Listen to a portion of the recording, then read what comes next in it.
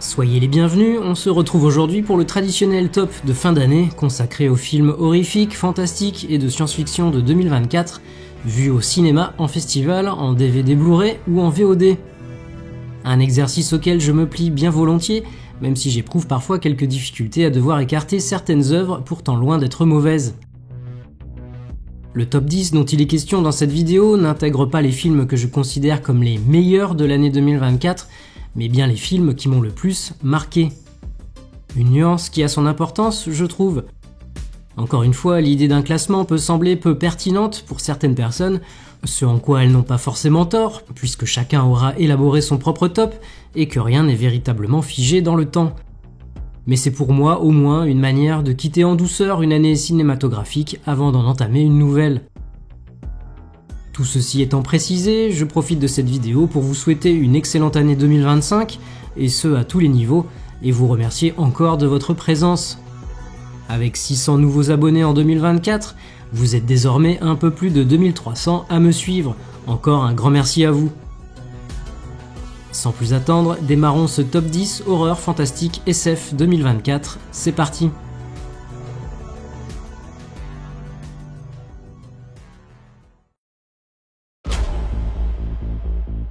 Numéro 10, Hérétique, film américain et canadien de Scott Beck et Brian Woods. En 10e position donc, la production du studio A24, Hérétique, sorti en salle le 27 novembre, nouveau film d'un duo à qui l'on doit notamment le scénario du très sympathique Sans un bruit, mais également le scénario et la réalisation du vraiment pas terrible 65, La Terre d'avant. De nouveau à l'écriture et à la mise en scène, Beck et Woods nous proposent avec Hérétique de suivre deux jeunes missionnaires de l'église mormone d'une petite ville du Colorado, faisant du porte-à-porte dans l'espoir de convertir les habitants. Le soir venu, après une journée infructueuse, elles décident de frapper à la porte d'une maison isolée. C'est le charmant Monsieur Reed qui les y accueille, mais très vite, les jeunes femmes réalisent qu'elles sont tombées dans un piège. La maison est un véritable labyrinthe où elles ne pourront compter que sur leur ingéniosité et leur intelligence pour rester en vie. Avec Hérétique, c'est un huis clos plus que réjouissant qui nous est offert, mais un huis clos reposant en grande partie sur les dialogues, lesquels tournent essentiellement autour du rapport qu'entretient chacun des trois protagonistes avec Dieu. Une joute verbale parfaitement mise en scène entre malaise et humour, avec d'un côté le trop bienveillant Reed, interprété par un excellent Hugh Grant, qui porte clairement le film sur ses épaules, et nos deux prosélytes dont la foi va être mise à rude épreuve. Prisonnières d'une conversation faisant vaciller leurs convictions et d'une demeure à l'architecture singulière, les jeunes femmes voient cette confrontation prendre une tournure beaucoup plus sombre. Fini les longs silences et les sourires figés, le film versant alors dans son dernier tiers dans le survival horrifique, plus convenu certes, mais pas moins efficace.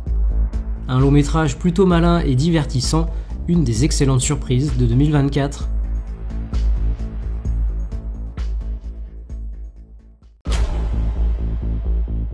Numéro 9, Into the Abyss, film argentin de Matías Javier Rispo. En 9e position, Into the Abyss, long métrage que j'ai eu la chance de découvrir lors de la 2e édition du festival Cinéma Interdit, organisé à Paris par le camarade Az l'Épouvantail. C'était clairement un des films que j'attendais le plus, et je dois dire que je n'ai vraiment pas été déçu. Se déroulant dans un monde post-apocalyptique, Into the Abyss nous propose de suivre le personnage de Bannon, qui, en parcourant les bâtiments abandonnés à la recherche de nourriture et d'eau, ramasse des boîtes et des canettes vides. Mais tout ce qu'il trouve, ce sont des cris perçants et la menace permanente qu'il représente, des démons descendus du ciel. Tourné pour seulement 5000 malheureux dollars, une misère pour un long métrage, Into the Abyss nous plonge pourtant dans un univers Lovecraftien totalement crédible, grâce notamment à ses excellentes qualités techniques, qu'il s'agisse des effets spéciaux ou de la photographie. Même si le rythme apparaît lent par moments et le scénario peu surprenant, le casting, l'utilisation judicieuse des décors et de très bonnes scènes de tension parviennent à maintenir l'intérêt du spectateur jusqu'au bout.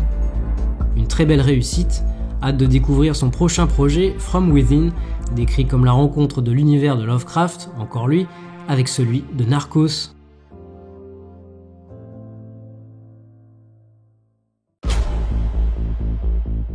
Numéro 8, Vampire humaniste cherche suicidaire consentant, film canadien d'Ariane Louis XVI.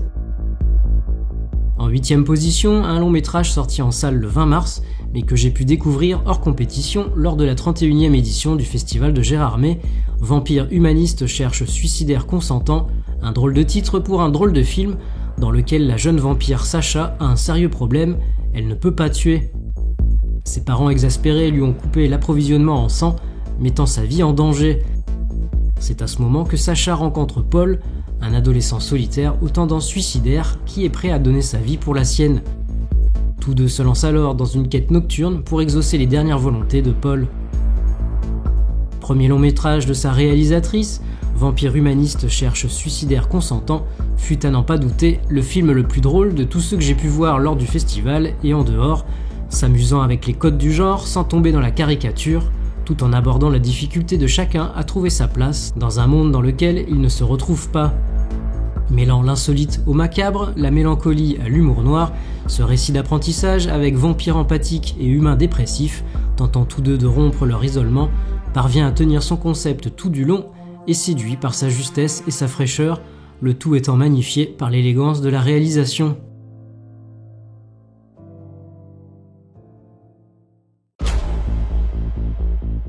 Numéro 7, When Evil Lurks, film argentin et américain de Demian Rugna. Et le cinéma de genre argentin de nouveau mis à l'honneur dans ce top 10, avec en 7e position un long métrage précédé d'une excellente réputation et récompensé à de nombreuses occasions. Sorti en salle le 17 avril grâce au distributeur ESC, j'ai également pu découvrir When Evil Lurks lors du festival de Gérardmer quelques mois auparavant, festival où il a d'ailleurs remporté le prix de la critique et le prix du public. Le film met en scène deux frères qui, après avoir découvert un cadavre mutilé près de leur propriété, apprennent que les événements étranges survenant dans leur village sont causés par un esprit démoniaque qui a élu domicile dans le corps purulent d'un homme. Bien qu'il s'agisse encore d'un long métrage de possession, autant vous dire qu'on est ici bien loin de ce que peuvent nous offrir les blockbusters horrifiques traitant du même sujet, car avec ce film, Rugna fait régner l'imprévisibilité, l'urgence et le désespoir, se permettant des scènes auxquelles on ne s'attend pas et faisant redoubler son démon d'inventivité pour arriver à ses fins. Ouvrant les portes de l'enfer pour libérer un mal prêt à s'attaquer même aux plus innocents, le film nous plonge dans une folie sanglante et sans fin, à peine entachée par une seconde partie un peu trop surexplicative quand rentre en scène le personnage de l'exorciste. Une œuvre imparfaite mais ambitieuse, jusqu'au boutiste et sachant rebondir quand le besoin s'en fait sentir, par un cinéaste dont il faudra évidemment surveiller le prochain projet.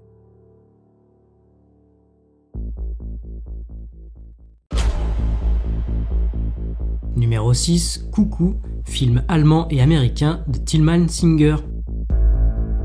En 6e position de ce top, Coucou, dont la bande-annonce m'avait particulièrement accroché. Second long métrage de son réalisateur, le film suit la jeune Gretchen, forcée d'accompagner dans les Alpes bavaroises sa belle-mère, sa demi-sœur qui ne prononce jamais un mot, et son père, ce dernier ayant été engagé par Herr Koenig, le riche propriétaire d'une station balnéaire, pour développer un tout nouveau complexe touristique. Bientôt témoin de choses particulièrement inquiétantes, entre bruits étranges et visions effrayantes, Gretchen va peu à peu découvrir de terribles secrets concernant sa famille. Mélange d'horreur, de thriller psychologique, de drame familial et même d'action dans un dernier acte qui peut paraître un brin fantaisiste comparé à ce qui a précédé, Coucou, titre à double signification, est un long métrage qui a su dès les premières minutes capter mon attention pour ne plus la lâcher. Le réalisateur sait parfaitement comment créer une atmosphère singulière et le malaise qui s'en dégage peu à peu. Quand bien même le film apparaît un poil trop surexplicatif dans sa seconde partie, pour son propre bien, pour un prétexte finalement moins intéressant que les thématiques abordées, ce cauchemar sensoriel, l'horreur servant ici à sonder la psychologie des personnages, vaut avant tout pour son ambiance, son esthétique et son excellent casting, dont Hunter Schafer et Dan Stevens.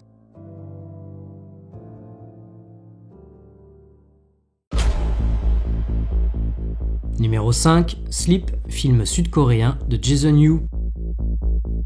En 5e position, un long métrage sorti en salle le 21 février, mais découvert lui aussi lors du festival de Gérardmer, qui en a d'ailleurs fait son grand prix, comme je l'avais pronostiqué. Ancien assistant réalisateur de Bong Joon-ho, Jason Yu frappe déjà très fort avec ce premier essai, qu'il décrit lui-même comme un film d'horreur feel good. Le film met ainsi en scène un jeune couple dont la vie est bouleversée quand le mari devient somnambule et se transforme en quelqu'un d'autre la nuit tombée. Sa femme, submergée par la peur qu'il fasse du mal à leur nouveau-né, ne trouve alors plus le sommeil. S'aimant véritablement et se soutenant l'un l'autre au quotidien, la complicité du couple est mise à mal par l'épreuve la plus difficile qu'ils aient pu connaître jusqu'à maintenant.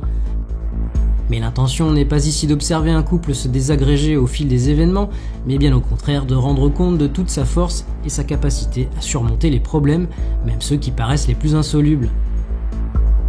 Prenant appui sur une parasomnie propice au genre, à savoir le somnambulisme, pour lequel le réalisateur avoue d'ailleurs avoir eu une fascination morbide, Sleep est avant tout un film sur le mariage et l'amour, autour de personnages pour qui la rupture n'est pas une option envisageable, avant d'être un film de genre. S'il ne brille pas forcément par son originalité, le film séduit néanmoins par son incontestable maîtrise, bénéficiant d'une écriture et d'une mise en scène au cordeau, brouillant la frontière entre réalité et surnaturel, de changements de ton parfaitement maîtrisés et d'un duo principal brillant, dont Lee Sun-kyun, décédé fin décembre 2023 et auquel le film est dédié, Sleep s'impose comme une franche réussite. Pour un avis plus détaillé sur ce film, je vous renvoie à la vidéo qui lui est consacrée sur la chaîne.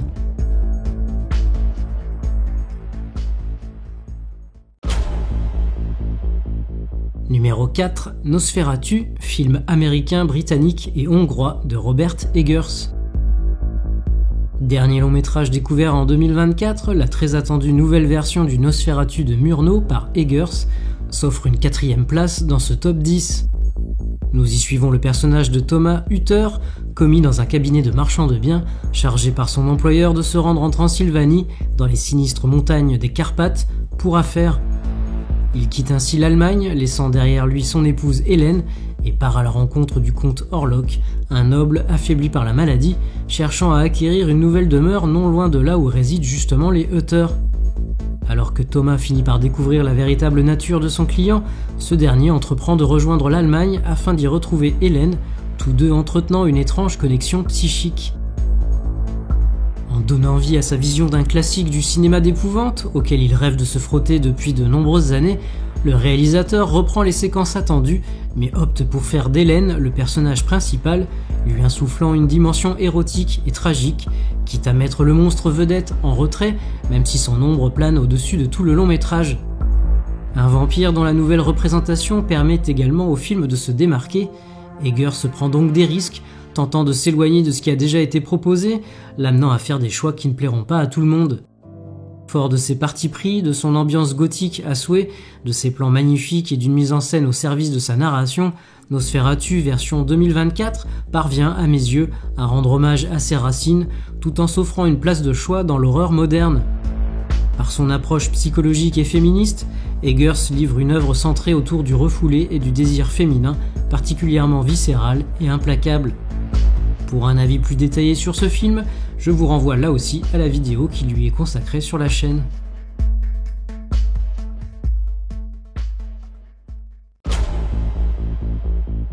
Numéro 3, Maxine, film américain, britannique et néo-zélandais réalisé par Ti West. Et dans le trio de tête, nous retrouvons donc Maxine, 3e volet d'une trilogie initiée avec X et poursuivie avec Pearl, un long métrage que j'ai eu la chance de voir en avant-première lors de la 2e édition du Stabaton, organisée par Mylène de la chaîne Welcome to Primetime Beach. Reprenant 6 ans après les événements survenus dans la ferme des Douglas, Maxine suit donc le personnage de Maxine Minks, unique survivante du massacre, laquelle vit désormais à Hollywood où elle a pu acquérir une certaine renommée dans le milieu du porno. Mais celle qui s'est fixée comme objectif de devenir une véritable star sur grand écran reste bien décidée à aller au bout de ses rêves. Rien ni personne ne l'empêchera d'obtenir la vie qu'elle veut. Changement de lieu et changement d'époque donc, place à l'ère de la VHS pour une réalisation plus grandiose et cinématographique, restituant à merveille l'exaltation des années 80 à Hollywood. Composant avec de nombreux éléments disparates, le film apparaît particulièrement dense. Si certains personnages secondaires semblent sous-exploités, Maxine parvient globalement à imbriquer toutes ses pistes, ses genres, ses références, ses hommages, pour offrir une conclusion satisfaisante et logique, le tout en étant parfaitement maîtrisé sur le plan technique et porté par un excellent casting, Mia Goth en tête évidemment. Pour un avis plus détaillé sur le film, je vous renvoie à la vidéo qui lui est consacrée sur la chaîne.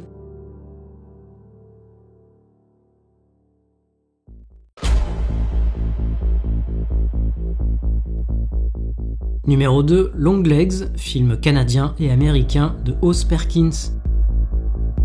Sur la deuxième marche du podium, c'est donc Longlegs que nous retrouvons, thriller psychologique et horrifique particulièrement remarqué, notamment grâce à une campagne marketing redoutable, mais qui aura néanmoins pas mal divisé à sa sortie. Le film met en scène l'agent du FBI Lee Harker, une nouvelle recrue talentueuse affectée sur le cas irrésolu d'un tueur en série insaisissable. L'enquête, aux frontières de l'occulte, se complexifie encore lorsqu'elle se découvre un lien personnel avec le tueur impitoyable qu'elle doit arrêter avant qu'il ne prenne les vies d'autres familles innocentes. Ravivant le souvenir des thrillers hollywoodiens à succès des années 90, ce qui émerge du film de Perkins s'avère pourtant plus sombre que ce qu'on pouvait imaginer, le plat apparaissant finalement bien meilleur qu'un simple menu best-of.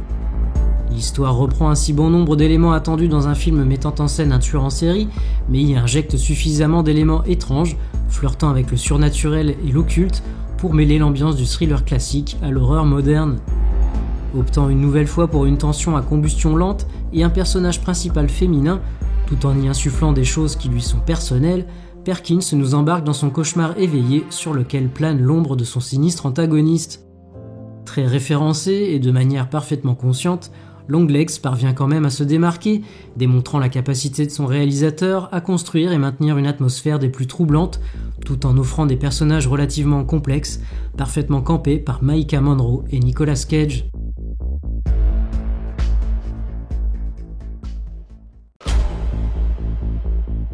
Numéro 1, The Substance, film américain, britannique et français de Coralie Farja.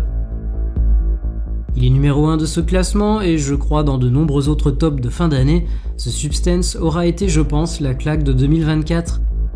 Un film que j'avais évidemment très hâte de découvrir depuis sa sélection à Cannes et qui m'aura fait faire 6 heures de train aller-retour pour aller le découvrir sur Paris en avant-première.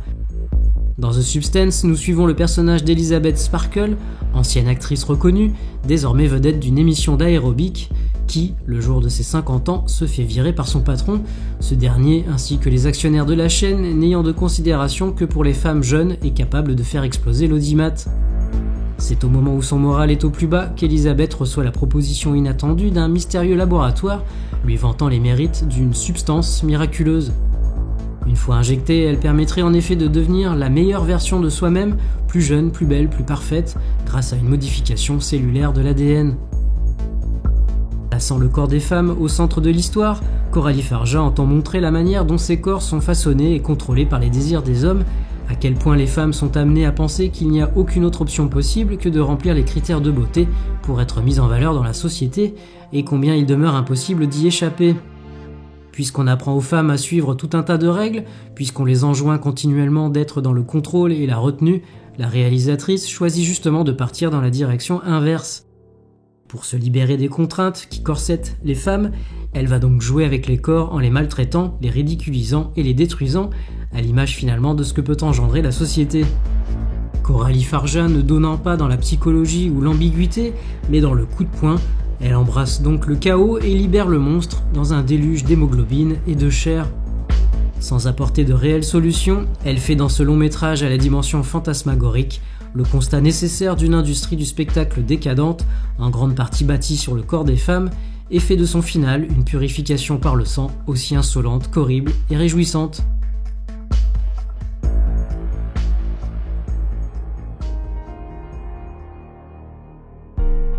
Ce sera tout pour ce top de fin d'année 2024. J'espère vous avoir au moins permis de découvrir ou redécouvrir certains films.